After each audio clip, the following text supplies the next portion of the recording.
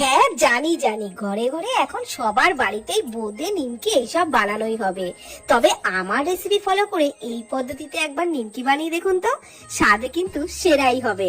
একটা বোলের মধ্যে 1 কাপ ময়দা, পরিমাণ মতো লবণ, একটু চিনি আর কালো জিরে দিয়ে দিলাম, আর দিয়ে দিলাম একটু বেশি করে 4-5 টেবিল চামচ মতো ঘি।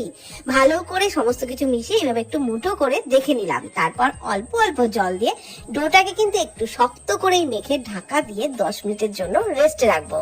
রুটি পরোটার জন্য যেরকম আমরা ডো মাখি তার থেকে কিন্তু এই ডোটা একটু শক্ত করেই মাখতে হবে।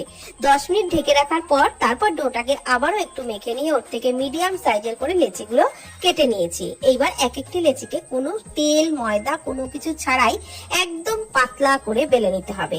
তারপর নিমকি শেপে কেটে নিতে হবে। আর আমি যেহেতু কুচো নিমকি বানিয়েছিলাম তাই একদম ছোট ছোট করেই কেটে নিয়েছিলাম। আপনারা চাইলে একটু বড় বড় করেও তৈরি করতে পারেন। তারপর ছুরি দিয়ে নিমকিগুলোকে এইভাবে ছাড়িয়ে কড়াইয়ে সাদা তেল গরম করে নিয়ে নিমকিগুলোকে ছেড়ে গ্যাসের ফ্লেম মিডিয়ামে রেখে উল্টে পাল্টে বেশ মুচমুচে করে ভেজে তুলে একটা টিস্যুর উপরে রেখে দিয়েছিলাম। তাতে করে এক্সট্রা তেলটা একদম ঝরে গেছিল আর নিমকিগুলো কিন্তু দারুণ মুচমুচে হয়েছিল।